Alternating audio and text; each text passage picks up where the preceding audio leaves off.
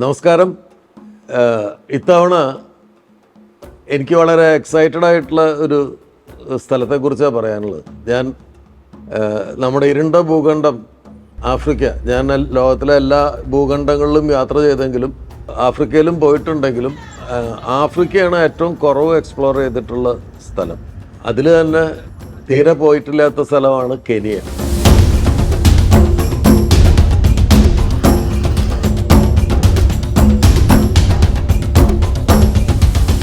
Kenya ആഫ്രിക്കയുടെ ഏതാണ്ട് മധ്യഭാഗത്തായിട്ട് വലതുവശത്ത് കടലിനോട് ചേർന്ന് കിടക്കുന്ന ഒരു രാജ്യമാണ്. ഒരു വശത്ത് സോമാലിയയും ഒരു വശത്ത് ടാൻസാനിയയാണ്. കെനിയയെക്കുറിച്ച് ഓർക്കുമ്പോൾ, കെനിയ കാണണമെന്ന് ആഗ്രഹിക്കുമ്പോൾ നമ്മൾ യഥാർത്ഥത്തിൽ ആഗ്രഹിക്കുന്നത് മസായി മാറ എന്ന് പറയുന്ന ഒരു അത്ഭുത സ്ഥലം സന്ദർശിക്കണമെന്നാണ്. നമ്മളുടെ ലയൺ കിങ്ങിനെയും ഒക്കെ പ്രചോദിപ്പിച്ച, എല്ലാ മൃഗകഥകളെയും പ്രചോദിപ്പിച്ച സ്ഥലമാണ് മസായി മാറ. നമുക്ക് കാടുകളുണ്ട്. നമ്മളുടെ കാടുകളുടെ പ്രത്യേകത അത് ഡെൻസ്ലി മരങ്ങളുള്ള ഭയങ്കര ഡെൻസ്ഡായിട്ടുള്ള ഒരു ഫോറസ്റ്റാണ്. അപ്പോൾ വന്യമൃഗങ്ങൾ കുറേ കൂടി പേടിപ്പിക്കുന്നതായിരിക്കും. എന്ന് വെച്ചാൽ ഭയം ഉണ്ടാക്കുന്നത് എന്തുകൊണ്ടാണ്?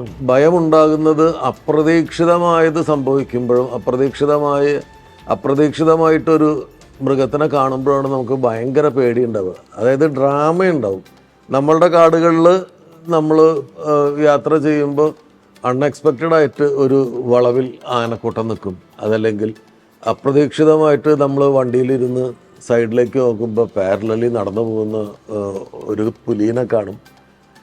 അത് ഡ്രമാറ്റിക് എൻട്രിയാണ് മൃഗങ്ങളുടെ. അതേസമയം മസായി മാറയിൽ വിശാലമായി കിടക്കുന്ന പുൽമേടുകളാണ്, തുറസായ സ്ഥലമാണ്. ഈ തുറസായ സ്ഥലത്ത് നമുക്ക് ദൂരെ നിന്ന് തന്നെ ജിറാഫുകൾ നിൽക്കുന്നത് കാണാം, കാട്ടുപോത്തുകൾ മേയുന്നത് കാണാം, സിംഹം ഇര പിടിക്കുന്നത് കാണാം, ചീറ്റ ഇരയ്ക്ക് മീതെ ചാടി വീഴാൻ കാത്തിരിക്കുന്നത് കാണാം, ഒരു 3-4 വെറൈറ്റി മാനുകളെ കാണാം. അങ്ങനെ ലോകത്ത് ഉള്ള ഒരുവിധം എല്ലാ മൃഗങ്ങളും ഈ സ്ഥലത്തുണ്ട്, ഈ പുൽമേടുകളിൽ ഉണ്ട്. അവിടെയായിട്ട് മരങ്ങളുണ്ട്. ചില സ്ഥലത്ത് അരുവിയും പുഴയൊക്കെ ഒഴുകുന്നുണ്ട്. അതിൻ്റെ തീരങ്ങളിൽ തിക്കായിട്ട് ഈ അക്കേഷ്യയുടെ, നമ്മുടെ നാട്ടിലുള്ള അക്കേഷ്യ അല്ല, വേറൊരു തരം അക്കേഷ്യ മരങ്ങൾ, മുള്ളുള്ള ചെടികളൊക്കെ ഉണ്ട്. പക്ഷെ മേജർ സ്ഥലം ഇങ്ങനെ പരന്നു കിടക്കുന്ന വിശാലമായ പുൽമേടുകളാണ്. മസായി മാറ എല്ലാ കാലത്തും എന്നെ വിളിച്ചുകൊണ്ടിരിക്കുന്ന ഒരു രാജ്യമാണ്. മസായി മാറയിലാണ് ലോകപ്രശസ്തമായ, ലോകത്തെ എല്ലാവരും ഒരിക്കൽ കാണണമെന്ന് ആഗ്രഹിക്കുന്ന മൈഗ്രേഷൻ നടക്കുന്നത്, മൃഗങ്ങളുടെ മൈഗ്രേഷൻ. ഈ പുൽമേടുകളിലെ പുല്ല് എല്ലാം അവസാനിച്ച് വേനൽ ശക്തമായി വെള്ളത്തിനും പുല്ലിനും ഭക്ഷണത്തിനും ദൗർബല്യം നേരിടുമ്പോൾ മൃഗങ്ങൾ കൂട്ടത്തോടെ മറ്റൊരു സ്ഥലത്തേക്ക് പലായനം ചെയ്യും. അത് ഒരു അതിമനോഹരമായ കാഴ്ചയാണ്. അത് നമ്മൾ ചാനലുകളിലും വൈൽഡ് പ്ലാനറ്റിലും നമ്മളുടെ ഒരുപാട് ഡിസ്കവറി ചാനലിലും ഒക്കെ ഒരുപാട് സഫാരിയിലും ഒക്കെ, നമ്മുടെ സഫാരിയിലൊക്കെ കണ്ടിട്ടുണ്ട് ഈ മൈഗ്രേഷൻ. ഞാൻ പോയത് മൈഗ്രേഷൻ തുടങ്ങുന്നതിന് മുൻപാണ്. മൈഗ്രേഷൻ്റെ സമയത്ത് ഈ ടൂറിസ്റ്റുകളുടെ ഭയങ്കര ബഹളമായിരിക്കും. ഈ സമയം കുറച്ച് ശാന്തമാണ്. ഈ സീസൺ തുടങ്ങുന്നതിന് മുമ്പുള്ളൊരു ശാന്തതയുള്ള സമയമാണ് ഞാൻ മസായി മാറയിലേക്ക് പോകാൻ തിരഞ്ഞെടുത്തത്. യഥാർത്ഥത്തിൽ ഇങ്ങനൊരു യാത്ര എൻ്റെ പ്ലാനിൽ ഉണ്ടായിരുന്നില്ല. കുറച്ച് എൻ്റെ സിനിമ തുടങ്ങാൻ വേണ്ട അതിൻ്റെ ചില പ്രിപ്പറേഷൻസ്, വീട്ടിൽ ഒരു കുളത്തിൻ്റെ പണി നടക്കുന്നു, എറണാകുളത്ത് ഫ്ലാറ്റിൽ റിനോവേഷൻ വർക്ക് നടക്കുന്നു. അപ്പോൾ സാമ്പത്തികമായിട്ടും ഒക്കെ നല്ല ഞെരുക്കമുള്ള സമയം. 2 സ്ഥലത്തും മാറി മാറി എൻ്റെ അറ്റൻഷൻ വേണ്ട സ്ഥലം, സിനിമ കാര്യങ്ങൾ, ചെറിയൊരു അനിശ്ചിതത്വത്തിലൂടെ കടന്നു പോകുന്നതിൻ്റെ വേവലാതികൾ. അപ്പോൾ ഒരു യാത്രയ്ക്കുള്ള മൂഡിലായിരുന്നില്ല ഞാൻ. പക്ഷെ എനിക്കൊരു കോള് വരുന്നു ദുബായിൽ നിന്ന്. മോജിത്ത് എന്ന് പറയുന്ന എൻ്റെ ഒരു സുഹൃത്താണ്. മോജിത്ത് പറയുന്നു, ചേട്ടാ മസായി മാറ എന്ന് കേട്ടിട്ടില്ലേ? പിന്നെ കേൾക്കാതെ, മസായി മാറ എൻ്റെ ഒരു ഡ്രീം ലാൻഡാണ്, ഞാനിതുവരെ പോയിട്ടില്ല എന്ന്. അപ്പോൾ അങ്ങനെയാണെങ്കിൽ ഒരു ചാൻസ്, മസായി മാറയിൽ എൻ്റെ ഒരു സുഹൃത്തിന് ഒരു ക്യാമ്പുണ്ട് മസായിമാര ഈ നാഷണൽ റിസർവിൻ്റെ ഉള്ളിൽ തന്നെയാണ് ആ ക്യാമ്പ്. മലയാളിയുടെയാണ്. ഒന്ന് ഞങ്ങളുടെ കൂടെ അങ്ങോട്ട് വരാൻ താല്പര്യം ഉണ്ടെങ്കിൽ ഒന്ന് പറയുന്നു. ഞാൻ ആലോചിക്കട്ടെ. ഞാൻ ആലോചിച്ചിട്ട് എനിക്ക് പോകാവുന്ന ഒരു അവസ്ഥയല്ല. അതുകൊണ്ട് ഞാൻ തൽക്കാലം അത് അവിടെ അങ്ങനെ വെച്ചു. അത് കഴിഞ്ഞ് ഞാൻ ദുബായിൽ ഒരു പ്രോഗ്രാമിന് വേണ്ടി പോകേണ്ടി വന്നപ്പോൾ അവിടെ മോജിത്ത് വീണ്ടും എന്നെ വിളിച്ചു. മോജിത്ത് അവിടെ ഉണ്ട് ദുബായിൽ. മോജിത്ത് എന്നെ വിളിച്ചിട്ട് പറഞ്ഞു, ലാൽചേട്ടൻ ഇവിടെ എത്തിയിട്ടുണ്ടല്ലേ, എന്താണ് അന്ന് മസായിമാറ പരിപാടി പറഞ്ഞിട്ടൊന്നും മിണ്ടാതിരുന്നത്. അപ്പം ഞാൻ മോജിത്തിനോട് പറഞ്ഞു, മോജിത്ത് ഇങ്ങോട്ട് വരും, നമുക്ക് സംസാരിക്കാമെന്ന് പറഞ്ഞു. മോജിത്തിനോട് ഞാൻ പറഞ്ഞു, മോജിത്ത് എനിക്ക് ഫിനാൻഷ്യലി എനിക്ക് ഇത്രയും പൈസ സ്പെയർ ചെയ്യാൻ ഇപ്പോൾ ഇല്ല. ഇപ്പോൾ 2 പണികൾ നടന്നുകൊണ്ടിരിക്കുകയാണ്. സിനിമയുടെ കാര്യങ്ങൾ എന്ന് തുടങ്ങുന്നുള്ളതിനെ കുറിച്ചൊരു തീരുമാനമായിട്ടില്ല. അപ്പം മെൻ്റലിയും ഞാൻ ഒരു യാത്ര ചെയ്യാനുള്ള അവസ്ഥയിലല്ല, ഫിനാൻഷ്യലിയും അല്ല. അപ്പം മോജിത്തിൻ്റെ കൂടെ ഒരാൾ വന്നിട്ടുണ്ട്, നല്ല ചിരി ഒക്കെ ഉള്ളൊരു ചെറുപ്പക്കാരൻ. അപ്പോൾ അദ്ദേഹത്തിനെ മോജിത്ത് പരിചയപ്പെടുത്തി. ഇത് ഹെർമിസ് ഹരിദാസ്, ഇദ്ദേഹത്തിൻ്റെയാണ് കെനിയയിലെ മസായിമാറയിലെ ക്യാമ്പ്. അപ്പം അദ്ദേഹം പറഞ്ഞു, താങ്കൾ അങ്ങോട്ട് വന്നാൽ മതി, ബാക്കി കാര്യങ്ങളൊക്കെ ഞങ്ങൾ നോക്കിക്കോളാം. മറ്റ് മെൻ്റലി ഈ മൂഡില്ല എന്നുള്ളതൊക്കെ അവിടെ വരുമ്പോൾ ശരിയായിക്കോളും. നമ്മൾ ഈ ജൂൺ 3-ാം തീയതി പുറപ്പെടുകയാണ് അങ്ങോട്ട്. വന്നാൽ വലിയ സന്തോഷം. ഞാൻ എന്ന് പറഞ്ഞപ്പോൾ പിന്നെ എനിക്ക് ആ ഒരു ഓഫർ, എൻ്റെ ബേസിക് സ്വഭാവം അനുസരിച്ച് യാത്രയ്ക്കായിട്ടുള്ള അത്തരം ഒരു ഓഫർ നിഷേധിക്കാൻ പറ്റില്ല. അങ്ങനെ ഞാനിത് കമ്മിറ്റ് ചെയ്യണം. അങ്ങനെ തിരിച്ച് ഞാൻ നാട്ടിലേക്ക് വന്നു. പിന്നെ ഞാൻ എൻ്റെ സൈഡിൽ നിന്ന് റെസ്പോൺസ് ഒന്നും ഇല്ലാത്തതുകൊണ്ട് ഹെർമിസ് അവിടുന്ന് Kochi to Dubai to Kenya flight ടിക്കറ്റുകൾ അയച്ചു. അപ്പോഴാണ് എനിക്ക് മനസ്സിലായത് ഇവർ വളരെ സീരിയസ് ആയിട്ട് തന്നെ ഇത് എടുത്തിരിക്കുകയാണ്. എനിക്ക് ദുബായിൽ ഗോൾഡൻ വിസ ഉള്ളതുകൊണ്ട് ദുബായിൽ ചെന്ന് ഇറങ്ങിയിട്ട് അപ്പം തന്നെ അടുത്ത അതിനടുത്തുള്ള എയർപോർട്ടിലേക്ക് നടന്നു പോകുന്ന ടെർമിനലിൽ പോയിട്ട് കെനിയയിലേക്കുള്ള ഫ്ലൈറ്റ് കയറണം. അങ്ങനെ ഞാൻ രണ്ടും കൽപ്പിച്ച് കൊച്ചിയിൽ നിന്ന് ദുബായിലേക്ക് വിമാനം കയറി.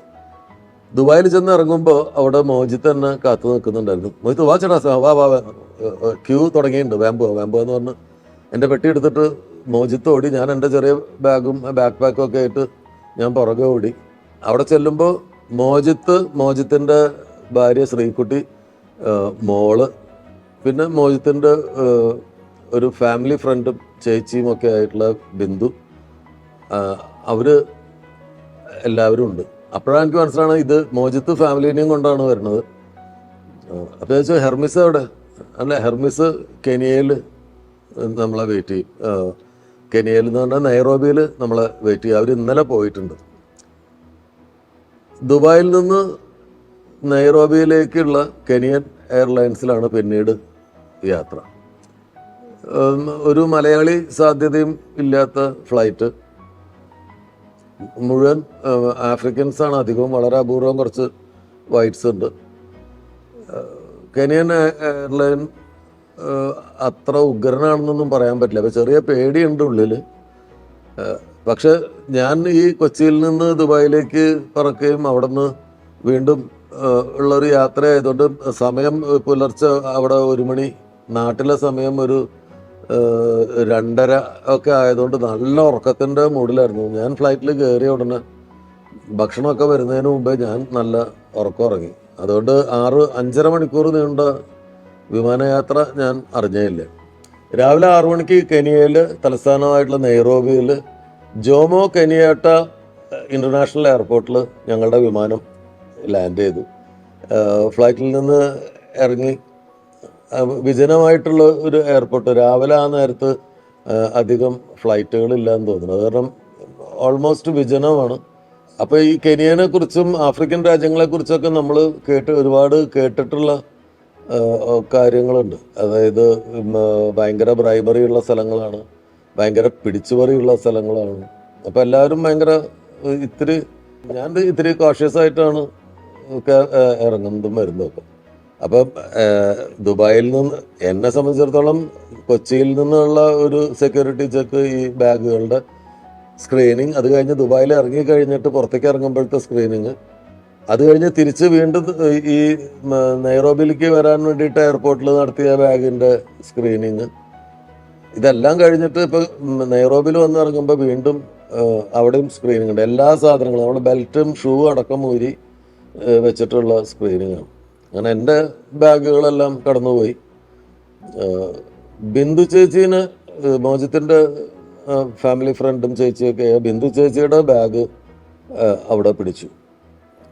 ഞങ്ങളോടൊക്കെ പോയിക്കോളാൻ പറഞ്ഞു. അപ്പോൾ ഞങ്ങളെല്ലാവരും മുന്നോട്ട് പോയി പുറത്ത് വെയിറ്റ് ചെയ്ത് കുറച്ച് കഴിഞ്ഞപ്പോൾ ബിന്ദു ചേച്ചി ചിരിച്ചുകൊണ്ട് വന്നു.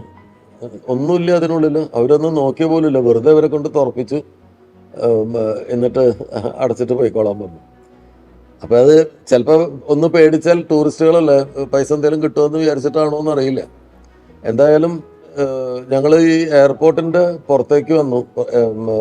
ജോമോ കെനിയാട്ട ഇൻ്റർനാഷണൽ എയർപോർട്ടിൻ്റെ പുറത്തേക്ക് വരുമ്പോൾ പ്രഭാതം ഇങ്ങനെ പൊട്ടി വിടർന്നിട്ടേ ഉള്ളൂ. പുറത്ത് കുറച്ച് ആളുകൾ, ടൂറിസ്റ്റ് ഗൈഡുകളൊക്കെ വെയിറ്റ് ചെയ്യുന്നുണ്ട്. ഈ ഫ്ലൈറ്റിൽ വന്നിട്ടുള്ളതിൽ അധികവും ടൂറിസ്റ്റുകളും പിന്നെ നാട്ടിലേക്ക് വെക്കേഷന് ലീവിനോ തിരിച്ച് വരുന്ന കെനിയക്കാരുമാണ്. അപ്പോൾ അവരുടെ ബന്ധുക്കളും ആൾക്കാരൊക്കെ ഇങ്ങനെ ചെറിയൊരു ഗ്രൂപ്പ് വെയിറ്റ് ചെയ്യുന്നുണ്ട്. ഇത് പുറത്തിറങ്ങുമ്പോൾ അതിൻ്റെ പുറത്ത് ഒരു ഷോപ്പ് പോലൊരു സാധനമുണ്ട്. അവിടെ നമുക്ക് അവിടുത്തെ ഇത് സിം കാർഡൊക്കെ വേണമെങ്കിൽ മേടിക്കാം. അത് അവർ വളരെ വിശദമായിട്ട് അതെല്ലാം ചെയ്തു തരും. ഞാനെടുത്തില്ല, മോജിയും. അപ്പം ദുബായിൽ നിന്ന് ഈ ഫ്ലൈറ്റിൽ തന്നെ മറ്റൊരാൾ കൂടി കയറിയിട്ടുണ്ട്. ഞാനപ്പോൾ കയറിയപ്പോൾ ഞാൻ കണ്ടിരുന്നില്ല. അനൂപ് എന്നാണ് അദ്ദേഹത്തിൻ്റെ പേര്. അനൂപും ഈ ഫ്ലൈറ്റിലുണ്ടായിരുന്നു. അപ്പോൾ അനൂപ് പുറത്തിറങ്ങിയപ്പോൾ വന്ന് എന്നെ പരിചയപ്പെട്ടു. ഞങ്ങൾ ഒരുമിച്ചാണ് പുറത്തേക്ക് ഇറങ്ങുന്നത്. അനൂപ് ദുബായിൽ വേറെ എന്തോ ജോലിയാണ് ചെയ്യുന്നത്. പക്ഷേ അദ്ദേഹം ഒരു വൈൽഡ് ലൈഫ് ഫോട്ടോഗ്രാഫറാണ്. അദ്ദേഹത്തിൻ്റെ ഹോബിയാണ് വൈൽഡ് ലൈഫ് ഫോട്ടോഗ്രാഫി. അങ്ങനെ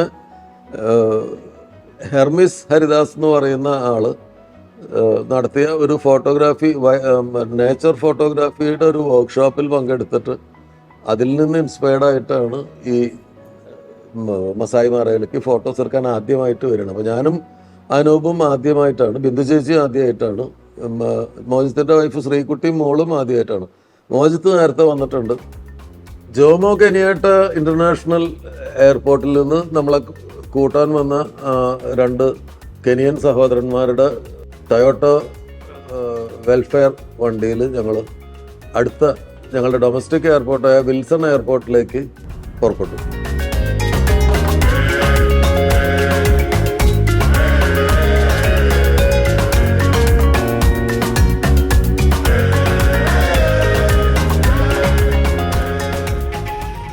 അപ്പം പ്രഭാതത്തിൽ ഉണർന്നു വരുന്ന നൈറോബിയുടെ കുറച്ച് ചെറിയ നഗര കാഴ്ചകളിലൂടെ ഞങ്ങൾ യാത്ര ചെയ്യണം. ഒരു 5-6 കിലോമീറ്ററേ ഉള്ളൂ, 6-നും 10-നും ഇടയ്ക്ക് കിലോമീറ്റേഴ്സേ ഉള്ളൂ ഈ ഡൊമസ്റ്റിക് എയർപോർട്ടിലേക്ക്. അപ്പോൾ ആ യാത്രയിൽ നമ്മൾ നൈറോബി എന്ന് പറയുന്ന പുതിയ ഒരു നഗരത്തിൻ്റെ, കെനിയ എന്ന് പറയുന്ന ഒരു പുതിയ രാജ്യത്തിൻ്റെ മുഖം നമ്മളിങ്ങനെ കാണാൻ തുടങ്ങി. ചില സ്ഥലത്തൊക്കെ ചെറിയ സ്ലം പോലെയുള്ള ഏരിയകളുണ്ട്.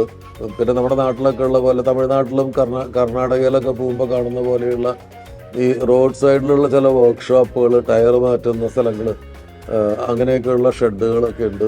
ചില ഫ്ലൈ ഓവേഴ്സും വലിയ പാലങ്ങളും ഒക്കെ കാണാം.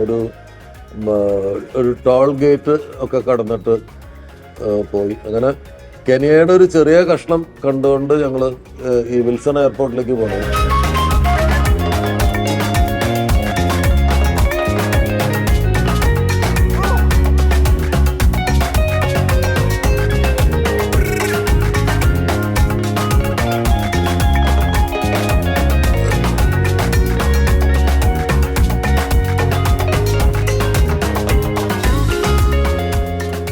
വിൽസൺ എയർപോർട്ട് നമ്മളുടെ പ്രതീക്ഷകളെ മുഴുവൻ തകിടം മറിക്കുന്ന രീതിയിൽ, നമ്മളുടെ നാട്ടിലൊക്കെ ഉള്ള ഒരു 2 നില അല്ലെങ്കിൽ 3 നിലയുള്ള ചില കമേഴ്ഷ്യൽ ബിൽഡിങ്സ് ഉണ്ടാവില്ല, ഓഫീസുകളൊക്കെ ഉണ്ടാകുന്ന പോലെയുള്ള ഒരു കമേഴ്ഷ്യൽ ബിൽഡിങ്, അതിൻ്റെ അങ്ങനൊരു ബിൽഡിങ്ങിൻ്റെ ഉള്ളിലേക്ക് ഗേറ്റ് കടന്നിട്ട് അകത്തേക്ക് കയറുകയാണ്. അപ്പോഴാണ് ഞാൻ എയർപോർട്ടിലേക്കല്ലേ പോകണമെന്ന് ചോദിച്ചാൽ പറഞ്ഞു, ഇത് തന്നെയാണ് വിൽസൺ എയർപോർട്ട് എന്ന് പറഞ്ഞു. അപ്പോൾ അതെങ്ങനെയാണെന്ന് വെച്ചാൽ ഒരു എയർ സ്ട്രിപ്പ് ഉണ്ട്, അവിടെയുള്ള പല വിമാന കമ്പനികളുണ്ട്. അപ്പോൾ അവർക്ക് ഓരോരുത്തർക്കും അവരവരുടേതായിട്ടുള്ള ഓഫീസും സെക്യൂരിറ്റി സിസ്റ്റമും ഒക്കെയാണ്. അപ്പോൾ ഞങ്ങളുടെ എയർലൈനിൻ്റെ കമ്പനിയുടെ ഓഫീസും എയർപോർട്ടാണ് ശരിക്കും ഇത്. അതുപോലെ മറ്റ് വേറെ കമ്പനികൾക്കൊക്കെ ഉണ്ടാവും. അതിൻ്റെ ഉള്ളിൽ ചെല്ലുമ്പോൾ ഒരു സെക്യൂരിറ്റി സ്കാനിങ് ഒരു മെഷീനുണ്ട്, 2 സെക്യൂരിറ്റിക്കാരുണ്ട്, ഒരാൾ പുറത്തും ഒരു ലേഡി അകത്തും. നമ്മുടെ ലഗേജൊക്കെ അതിനകത്ത് ഇടുന്നു, അകത്തേക്ക് കയറുന്നു. പിന്നെ അതിൻ്റെ ഉള്ളിലൊരു ഒരു വീടിൻ്റെ ലിവിങ് റൂം പോലെയുള്ള ഒരു സ്ഥലം, പക്ഷെ ബ്യൂട്ടിഫുള്ളി ഡെക്കറേറ്റഡ് ആണ്. ആഫ്രിക്കൻ കരകൗശല വസ്തുക്കൾ കൊണ്ടും പെയിൻറ്റിങ്ങുകൾ കൊണ്ടും ഫോട്ടോസ് കൊണ്ടും മസായിമാറയുടെ കൊതിപ്പിക്കുന്ന പിക്ചേഴ്സും ഒക്കെ ആയിട്ട് വളരെ മനോഹരമായിട്ട് ഡെക്കറേറ്റ് ചെയ്തിട്ടുള്ളൊരു സ്ഥലമാണ്. അതിൻ്റെ ഉള്ളൊരു ക്യൂരിയോ ഷോപ്പുണ്ട്. എനിക്കതിൽ വലിയ അട്രാക്റ്റീവായിട്ടുള്ള ക്യൂരിയോസ് ഒന്നും മേടിച്ചേ പറ്റുമെന്ന് തോന്നുന്ന ക്യൂരിയോസ് ഒന്നും തോന്നിയില്ല. പിന്നെ ഉള്ളതൊക്കെ ഒത്തിരി ഹെവി ആയിട്ടുള്ള സാധനങ്ങളൊക്കെയാണ്, ഞാനൊന്നും മേടിച്ചില്ല. ഒരു നല്ല കോഫി ഷോപ്പുണ്ട്. അപ്പോൾ നമ്മളെല്ലാവരും കോഫിയൊക്കെ ഓർഡർ ചെയ്തു. ബേസിക്കലി ഞങ്ങൾ 6-6:30 ആയപ്പോഴേക്കും പുറത്തെത്തി. അപ്പം ഞങ്ങളുടെ ഫ്ലൈറ്റ് ഒരു 10 മണിയൊക്കെ ആവും. അപ്പോൾ സമയമുണ്ട്, 9:30-10 മണിക്കാണ് ഞങ്ങളുടെ ഫ്ലൈറ്റ്. അങ്ങനെ അവിടെ ഞങ്ങൾ ഇരിക്കുമ്പോൾ ഇതിൻ്റെ ബോർഡിംഗ് പാസുകളൊക്കെ ഇഷ്യൂ ചെയ്ത്. ബോർഡിംഗ് പാസ് ഭയങ്കര ഭംഗിയുള്ളൊരു ബോർഡിംഗ് പാസ്സാണ്, മസായിമാറയിലേക്കുള്ള ബോർഡിംഗ് പാസ്സാണ്, ഫ്ലൈറ്റിലേക്കുള്ള ബോർഡിംഗ് പാസ്സാണ്. അപ്പോൾ ഈ അടുത്ത ഡ്രാമയ്ക്ക് തയ്യാറെടുക്കണം. ഈ എയർപോർട്ട് തന്നെ ഒരു അപ്രതീക്ഷിതമായിട്ടുള്ള ഒരു കാഴ്ചയാണ്, പ്രതീക്ഷിക്കാത്ത തരത്തിലുള്ള ഒരു എയർപോർട്ടാണ്. അപ്പോഴേക്കും അവിടേക്ക് ഹെർമിസ് ഹരിദാസും അദ്ദേഹത്തിൻ്റെ സുഹൃത്ത് ആനന്ദ് പിന്നെ 2 പേരും വരികയാണ്. അപ്പം ഹെർമിസിനെ ഞാൻ നേരത്തെ കണ്ടിട്ടുണ്ട്, ആനന്ദിനെ ഞാൻ ആദ്യമായിട്ടാണ് കാണുന്നത്. ആനന്ദ് ഈ പറഞ്ഞ പോലെ ഗൾഫിൽ ദുബായിൽ സെറ്റിൽ ചെയ്തിട്ടുള്ള ആളാണ്. അദ്ദേഹത്തിൻ്റെ വൈഫ് അവിടെ ജോലി ചെയ്യുന്നുണ്ട്. അദ്ദേഹം അവിടെ ബാംഗ്ലൂർ വലിയ പൊസിഷനിലൊക്കെ ഉണ്ടായിരുന്ന ആളാണ്. ഈ വൈൽഡ് ലൈഫ് ഫോട്ടോഗ്രാഫിയിൽ കമ്പം കയറിയിട്ട് ജോലി വോളണ്ടറി ചെയ്തിട്ട് ക്യാമറയുമായിട്ട് മൃഗങ്ങളുടെ പുറകെ ഇറങ്ങി തിരിച്ച ഒരാളാണ്. അപ്പോൾ അദ്ദേഹം മസായിമാറയിൽ ഹെർമിസിൻ്റെ സുഹൃത്ത് തന്നെയാണ്. ഇവിടെ മസായിമാറയിൽ 8-9 തവണ വന്നിട്ടുണ്ട്. അപ്പോൾ അദ്ദേഹത്തിനെ പരിചയപ്പെട്ടു. അപ്പോഴാണ് ഞാൻ ഹെർമിസ് ഹരിദാസ് എന്ന് പറയുന്ന ആളെക്കുറിച്ച് കൂടുതൽ മനസ്സിലാക്കുന്നത്. അപ്പോഴാണ് അദ്ദേഹം വളരെ പ്രശസ്തനായിട്ടുള്ളൊരു വൈൽഡ് ലൈഫ് ഫോട്ടോഗ്രാഫറാണെന്നൊക്കെ ഞാൻ മനസ്സിലാക്കുന്നത്. അപ്പം എൻ്റെ തിരിച്ച് നാട്ടിലെത്തിയപ്പോൾ എൻ്റെ കസിൻ ബ്രദറുണ്ട്, അപ്പൻ്റെ അനിയൻ്റെ മകൻ, പുള്ളി ഒരു പ്രീസ്റ്റാണ്, ആൻസൺ മാച്ചേരി എന്ന പേര്. മൂപ്പര് ഇതുപോലെ വൈൽഡ് ലൈഫ് ഫോട്ടോഗ്രാഫിയിൽ കമ്പമുള്ള ഒരാളാണ്. അപ്പോൾ എൻ്റെ അടുത്ത് പറഞ്ഞു, ചേട്ടൻ മസായിമാറയിൽ പോയിരുന്നു? ഞാൻ പറഞ്ഞാൽ പോയിരുന്നു. അപ്പോൾ ഈ ഹെർമിസ് ഹരിദാസ് എന്ന് പറഞ്ഞ ആളെയൊക്കെ കണ്ടിട്ടുണ്ടോ? അപ്പോൾ ഞാൻ ഹെർമിസ് ഹരിദാസിൻ്റെ ക്യാമ്പിലാണ് ഞാൻ പോയത്. അയ്യോ, ഹെർമിസ് ഹരിദാസൊക്കെ ഭയങ്കര വൈൽഡ് ലൈഫ് ഫോട്ടോഗ്രാഫേഴ്സാണ്, ഞാൻ അവരെയൊക്കെ ഫോളോ ചെയ്യുന്നുണ്ട്, ചേട്ടൻ്റെ ഭാഗ്യം എന്നൊക്കെ പറയുമ്പോഴാണ് നമ്മൾ ആരാണ് ഹെർമിസ് ഹരിദാസ് എന്ന് പൂർണ്ണമായിട്ടും മനസ്സിലാവുന്നത്. അല്ലെങ്കിൽ എപ്പോഴും നിറഞ്ഞ ചിരിയോട് കൂടിയിട്ട് ഈ സന്തോഷ് ജോർജ് കുളങ്ങരയുടെ എന്തോ ഒരു ശബ്ദസാമ്യം, ചിരി, എവിടെയോ സന്തോഷ് ജോർജ് കുളങ്ങരയുടെ ഒരു ചായയുള്ള ആളാണ് ഈ ഹെർമിസ് ഹരിദാസ്. അപ്പം ഹെർമിസും എല്ലാവരും വന്ന് കൂടുതൽ വിശദമായിട്ട് എല്ലാവരും പരിചയപ്പെട്ടു. ഞാൻ ഇൻസ്റ്റയിൽ ഒരു റീല് ഇടാനുള്ള മെറ്റീരിയൽസ് ആ എയർപോർട്ടിനകത്ത് നിന്ന് തന്നെ സംഘടിപ്പിച്ച് അപ്പം തന്നെ ഒരു റീലൊക്കെ ഇൻസ്റ്റാഗ്രാമിലിട്ടു, സ്റ്റോറിയിലൊക്കെ ഫോട്ടോസൊക്കെ അപ്ലോഡ് ചെയ്തു. അത് കഴിഞ്ഞ് ഈ എയർപോർട്ടിൽ നിന്ന് ഫ്ലൈറ്റിൻ്റെ ടൈമായി എന്ന് പറഞ്ഞ് ഒരു ഓഫീസർ വന്നു ഞങ്ങളെ ചെക്ക് ചെയ്യുന്ന, നമ്മുടെ ബോർഡിംഗ് പാസ് എടുക്കുന്ന കാണിച്ചിട്ട് നമ്മൾ എയർപോർട്ടിനുള്ളിലേക്ക് കയറുന്ന സ്ഥലമാണ്. അപ്പോൾ അവിടെ ഒരാൾ വന്ന് നിൽക്കുന്നുണ്ട്. നമ്മൾ നടന്ന് ക്യൂ, അപ്പോഴേക്കൊരു ചെറിയ ക്യൂ രൂപപ്പെട്ടിട്ടുണ്ട്. ഒരു 10-40 ആൾക്കാരായിട്ടുണ്ട്. 40 ഉണ്ടാവില്ല, ഒരു 10-25 ആൾക്കാർ ഉണ്ട്. ഞങ്ങളൊരു ക്യൂ ആയി രൂപാന്തരപ്പെട്ടു, അതിനുള്ളിലേക്ക് കയറി. അപ്പോൾ ഇയാൾ വഴി നിൽക്കുന്ന ഓഫീസർ നമ്മുടെ ഈ ബോർഡിംഗ് പാസ് മേടിച്ച് അതിൻ്റെ ഒരു കഷ്ണം കയറി ബാക്കി തന്നു. നമ്മളിങ്ങനെ നടന്ന് ഒരു കോറിഡോറിലൂടെ നടന്നിങ്ങനെ പോവുകയാണ്. ആ കോറിഡോറിൽ, അതാണ് റിയൽ സിനിമാറ്റിക് ഷോട്ടാണ്. ആ കോറിഡോറിലൂടെ നടന്നിങ്ങനെ വരുമ്പോൾ തൊട്ടടുത്ത് കാറ് പാർക്ക് ചെയ്തിരിക്കണം, കുറേ കൊച്ചു കൊച്ചു വിമാനങ്ങൾ പാർക്ക് ചെയ്തിരിക്കുകയാണ്. അത് ചെറിയ ഫ്ലൈറ്റുകളാണ്. ഞാൻ അത്തരം വിമാനത്തിൽ മുമ്പ് യാത്ര ചെയ്തിട്ടുണ്ട്. പറഞ്ഞാൽ തള്ളാണെന്ന് തോന്നുന്ന ഒരു സീക്രട്ട് പറയട്ടെ. ഞാനൊരു വിമാനം പറപ്പിച്ചിട്ടുണ്ട്. പറഞ്ഞ ആരും വിശ്വസിക്കില്ല എന്നുള്ളത് കൊണ്ട് ഞാനത് അധികം ആരോടും പറഞ്ഞിട്ടില്ല. അന്ന് ഈ വ്ളോഗിംഗ് ഒന്നും ഇല്ലാത്തത് കൊണ്ടും അന്ന് ഇത് വീഡിയോ എടുക്കാൻ ബോധമുള്ള ആരും എൻ്റെ കൂടെ ഇല്ലാതിരുന്നതുകൊണ്ടും അതിൻ്റെ വീഡിയോ ഇല്ല എന്നേ ഉള്ളൂ. പക്ഷെ അത് അമേരിക്കയിൽ വെച്ചിട്ടാണ്. അമേരിക്കയിൽ ഹോളിവുഡിൽ ഒക്കെ ഉള്ള ലോസ് ആഞ്ചലസിൽ പോയപ്പോൾ അവിടെ സാൻ ഹോസെ എന്ന് പറഞ്ഞ സ്ഥലത്ത് എൻ്റെ കസിൻ ബ്രദർ, എൻ്റെ അപ്പൻ്റെ ചേട്ടൻ്റെ മകൻ അവിടെ റിസർച്ച് സ്കോളറാണ്, ഫിസിക്സ് റിസർച്ച് സ്കോളറാണ്. അപ്പോൾ അദ്ദേഹം അവിടെ സയൻറ്റിസ്റ്റായിട്ട് വർക്ക് ചെയ്യുന്നുണ്ട്. അപ്പോൾ എനിക്കുള്ള ഒരു ഗിഫ്റ്റായിട്ട് ഷെല്ലി എന്ന പുള്ളിയുടെ പേര്, ഷെല്ലിയുടെ ഫ്രണ്ട് ബാബുവും കൂടിയിട്ട് എന്നെ ഒരു സെസ്ന 82 എന്നാണ് അതിൻ്റെ പേര് എന്നാണ്. സെസ്ന 82 എന്ന് പറഞ്ഞാൽ ഈ വിമാനം പറപ്പിക്കാൻ പഠിപ്പിക്കുന്ന ഫ്ലൈറ്റാണ്. അപ്പോൾ ഈ ബാബു ഫ്ലൈയിങ് പഠിക്കുന്നുണ്ട് അവിടെ. അപ്പോൾ ആ ബാബുവിൻ്റെ ഒരു ഇൻഫ്ലുവൻസിൽ ഈ വിമാനത്തിൽ കയറിയിട്ട് ഒരു റൗണ്ട് അടിക്കാമെന്ന് പറഞ്ഞിട്ട് അതാണ് എനിക്കുള്ളൊരു സമ്മാനം. അപ്പോൾ അങ്ങനെ ഞാൻ ആ എയർപോർട്ടിൽ പോവുകയും, അപ്പോൾ ബാബു ഒറ്റയ്ക്ക് പറപ്പിക്കുമെങ്കിലും ഒറ്റയ്ക്ക് പറക്കാനുള്ള ലൈസൻസ് ആയിട്ടില്ല. അപ്പോൾ പുള്ളിയുടെ ഇൻസ്ട്രക്ടർ ഒരു സായിപ്പാണ്, അമേരിക്കൻ സായിപ്പാണ്. അദ്ദേഹത്തിനെ വിളിച്ചു വരുത്തി. അപ്പം അയാളെ ഒന്ന് ഇമ്പ്രസ് ചെയ്യാൻ വേണ്ടിയിട്ട് ബാബു അയാളോട് പറഞ്ഞു, ഇന്ത്യയിലെ വലിയ ഡയറക്ടറാണ്, ഫിലിം ഡയറക്ടറാണ്. അപ്പോൾ അയാൾ ചോദിച്ചു ബോളിവുഡ് എന്നാണ്. അപ്പോൾ ഞാൻ അല്ല എന്ന് പറയുമ്പോഴേക്കും ബാബു പറഞ്ഞു യെസ് എന്നാണ്. കാരണം അവർക്ക് ബോളിവുഡ് അറിയുള്ളൂ. അപ്പം ചെറിയൊരു ചമ്മലോട് കൂടിയിട്ട് ഞാൻ ഇങ്ങനെ നിന്നു. ബോളിവുഡൊന്നുമല്ല, നമ്മൾ പാവം മോളിവുഡാണെന്ന് പറയാൻ പറ്റില്ലല്ലോ.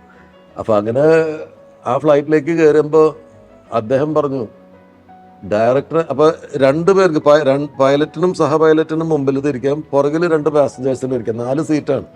അപ്പം അതിൻ്റെ കോമഡി എന്താണെന്ന് വെച്ച് കഴിഞ്ഞാൽ ആ വിമാനത്തിനെ നമ്മൾ തന്നെ വലിച്ച് കൊണ്ടുപോകണം. ഒരു ഓട്ടോറിക്ഷ തള്ളിക്കൊണ്ട് പോകുന്നാലേ നമ്മൾ വലിച്ച് റൺവേയിലേക്ക് കൊണ്ടുവന്ന് ഇട്ടിട്ടതിന് ശേഷമാണ് നമ്മൾ കയറണം. അപ്പോൾ കയറാൻ നേരത്ത് ഈ പൈലറ്റ് സാഹിബ് പറഞ്ഞു ഓക്കെ, ഡയറക്ടർ പുറകിലിരിക്കുന്നത് ശരിയല്ല, ഡയറക്ടർ എൻ്റെ കൂടെ ഇരിക്കട്ടെ, നിങ്ങൾ 2 പേരും പുറകിൽ കയറിക്കോളാം. അപ്പോൾ ബാബു ഒന്ന് ചമ്മി, ബാബും ഷെല്ലിയും പുറകിൽ കയറി.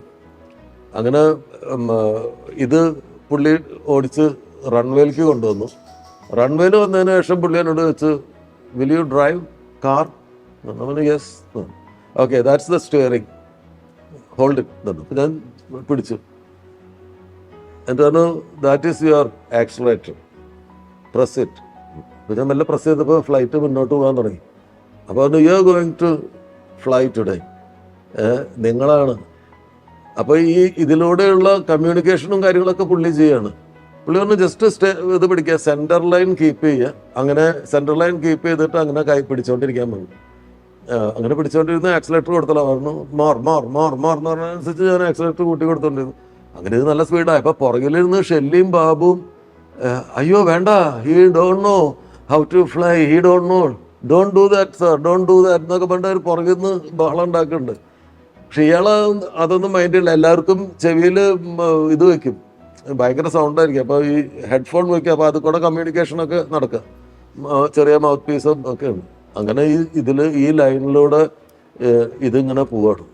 അങ്ങനെ സ്പീഡ് നല്ലോണം കൂടി കഴിഞ്ഞപ്പോൾ നല്ല സ്പീഡ്. ചിലപ്പോൾ അദ്ദേഹത്തിൻ്റെ മുമ്പിലും ഒരു സ്റ്റിയറിംഗ് ഉണ്ട്, ആക്സിലേറ്ററും സാധനങ്ങളൊക്കെ ഉണ്ട്, അദ്ദേഹത്തിന് കൺട്രോൾ ചെയ്യാൻ പറ്റുമായിരിക്കും. അത് പഠിപ്പിക്കുന്ന ഒരു ഫ്ലൈറ്റാണ്. എന്തായാലും ഞാൻ ആക്സിലേറ്റർ കൊടുക്കും, ഞാൻ ഇത് ചെയ്യും, സ്റ്റിയറിംഗ് പിടിച്ചിരിക്കുന്നത്. പുള്ളി പറഞ്ഞു അത് പൊങ്ങേണ്ട സമയമായപ്പോൾ പുള്ളി പറഞ്ഞു പുൾ ദ സ്റ്റിയറിംഗ്. അപ്പോൾ ഇതിങ്ങനെ ഞാൻ ഇങ്ങനെ പിടിച്ച് വലിക്കുമ്പോൾ ഞാൻ ഞെട്ടലോടുകൂടി കാണുകയാണ് ഈ വിമാനം ഇങ്ങനെ ടേക്ക് ഓഫ് ചെയ്യാൻ. ആ ടേക്ക് ഓഫ് ചെയ്തു. ഇത് ഏതാണ്ട് 3/4 മണിക്കൂറോളം ആകാശത്ത് പറക്കുമ്പോൾ മുഴുവൻ ഞാനാണ് അത് പറപ്പിക്കുന്നത്. കടലിൻ്റെ മീതയ്ക്ക് എത്തി, അവിടുന്ന് ലെഫ്റ്റ് തിരിക്കാൻ പറയുന്നു. അപ്പോൾ ഞാൻ ലെഫ്റ്റ് തിരിക്കുന്നു, വിമാനം തിരിയുന്നു. പുറകിൽ ഷെല്ലിയുടെയും ബാബുവിൻ്റെയും ആർത്തനാദങ്ങൾ എനിക്ക് ഇങ്ങനെ കേൾക്കാം. പേടിച്ച് വിറങ്ങലിച്ചിരിക്കുകയാണ് അവർ. പക്ഷെ ഇയാൾ ഭയങ്കര കോൺഫിഡൻ്റ് ആണ്. അങ്ങനെ അവസാനം റൗണ്ടിങ് കഴിഞ്ഞിട്ട് ഇറങ്ങാൻ നേരത്താണ് യു ലാൻഡ് തന്നെ. ഞാൻ നോ വേ. കാരണം അവരാ നിലവിളി മുഴുവൻ എനിക്കിങ്ങനെ ഹെഡ്ഫോണിൽ കേട്ടോണ്ടിരിക്കുക. No no no please please എന്ന് പറഞ്ഞിട്ട് അവസാനം അദ്ദേഹം ലാൻഡ് ചെയ്തു. അപ്പോൾ ലാൻഡ് ചെയ്ത് കഴിഞ്ഞിട്ട് പുള്ളി എൻ്റെ അടുത്ത് പറഞ്ഞു you must give me a role in your movie, I will act as a villain എന്നൊക്കെ പറഞ്ഞിട്ട് ഭയങ്കര രസീകരമായിട്ടുള്ളതാണ്. അങ്ങനെ ഒരു സംഗതി എൻ്റെ ജീവിതത്തിൽ ഉണ്ടായിട്ടുണ്ട്. ആ വിമാനം പറപ്പിക്കാനുള്ളൊരു യോഗം അങ്ങനെ ചെയ്തിട്ടുണ്ട്. അപ്പോൾ ആ വിമാനം 4 പേർക്ക് കയറാവുന്ന ഇരിക്കാൻ മാത്രം പറ്റുന്ന 4 സീറ്റ് മാത്രമുള്ള ഒരു ഫ്ലൈറ്റാണ്. സെസ്ന 82 62 മറ്റാണ് അതിൻ്റെ പേര്. അപ്പോൾ ഞാൻ ഈ വിമാനങ്ങൾ കണ്ടപ്പോൾ അത് ഓർത്തുപോയി. ഈ വിമാനങ്ങൾ 8 പേർക്ക് കയറാവുന്ന വിമാനമാണ് ഞങ്ങളുടെ. അപ്പോൾ കൂടെ വന്നിട്ടുള്ള മറ്റ് സായിപ്പന്മാർക്കൊക്കെ വേറെ വിമാനങ്ങളാണ്. അങ്ങനെ ഞങ്ങളുടെ ഫ്ലൈറ്റിലേക്ക് ചെന്നു. അപ്പോൾ അവിടെ ഒരു ഇന്ത്യക്കാരനാണ് എൻ്റെ പൈലറ്റ്. ഇന്ത്യനാണെന്ന് അത് ഇന്ത്യയെക്കുറിച്ച് അറിയാമെന്നാണോ പറഞ്ഞതെന്ന് എനിക്ക് ശരിക്കും അറിവില്ല. ആ പൈലറ്റ് ഫ്ലൈറ്റിലേക്ക് കയറി ഞങ്ങളെ കൂടാതെ വേറെ 2 നോർത്ത് ഇന്ത്യൻസും ഉണ്ട് ആ ഫ്ലൈറ്റിൽ. ഞങ്ങൾ 6 പേരായിരുന്നു. ഞങ്ങൾ 6 പേര്, പിന്നെ 2 നോർത്ത് ഇന്ത്യൻസ്, അങ്ങനെ 8 പേര് ആ ഫ്ലൈറ്റിൽ കയറി. അത്രയും പേര് കയറി കഴിഞ്ഞ് ആ ഫ്ലൈറ്റ് ഫുള്ളായി. പൈലറ്റ് കയറി. സാധാരണ ഈ എയർ ഹോസ്റ്റസ്മാരൊക്കെ തരുന്ന എക്സ്പ്ലനേഷൻസ്, ഡീറ്റെയിലിങ് ഒക്കെ പൈലറ്റ് തന്നെ തിരിഞ്ഞിരുന്നിട്ട് ചെയ്തു. 2 പൈലറ്റ്സ് ഉണ്ട്. അപ്പോൾ ഹെർമിസ് തമാശയായിട്ട് പറഞ്ഞ് ഒരു തവണ ഇവർക്ക് ഒരു പാസഞ്ചർ അധികം ഉണ്ടായിരുന്നു. അയാൾക്ക് വേണ്ടിയിട്ട് ഒരു ഫ്ലൈറ്റ് ഇടാൻ പറ്റില്ല. അപ്പോൾ ഈ പൈലറ്റിന് ഇവരെ നല്ല പരിചയമുണ്ട്. ഹെർമിസ് സ്ഥിരമായിട്ട് ഇവിടെ ഇതിലേക്ക് വരുന്ന ആളുകളെ കൊണ്ടൊക്കെ വരണം. അപ്പോൾ ഹെർമിസിനോട് പൈലറ്റ് പറഞ്ഞു, മറ്റേ പൈലറ്റ് കോ പൈലറ്റിൻ്റെ ഉണ്ട്, നീ ഇറങ്ങിക്കോ എന്നിട്ട് ഹെർമിസിനോട് മുമ്പിൽ കയറിക്കോളാൻ പറഞ്ഞു. അങ്ങനെ ഹെർമിസിനെ മുമ്പിൽ ഇരുത്തിയിട്ട് ഈ പൈലറ്റ് ഒറ്റയ്ക്ക് ഫ്ലൈ ചെയ്ത് വന്നിട്ടുണ്ടെന്ന് ഹെർമിസ് പറഞ്ഞു. അത്തരം കുറേ തമാശകൾ നടക്കുന്ന, നമ്മൾക്ക് വിമാനം എന്ന് പറയുമ്പോൾ ഉള്ള നമ്മളുടെ ഒരു കോൺസെപ്റ്റും ഇതും തമ്മിൽ നല്ല വ്യത്യാസം. അങ്ങനെ അവിടുന്ന് വിമാനം ടേക്ക് ഓഫ് ചെയ്തു.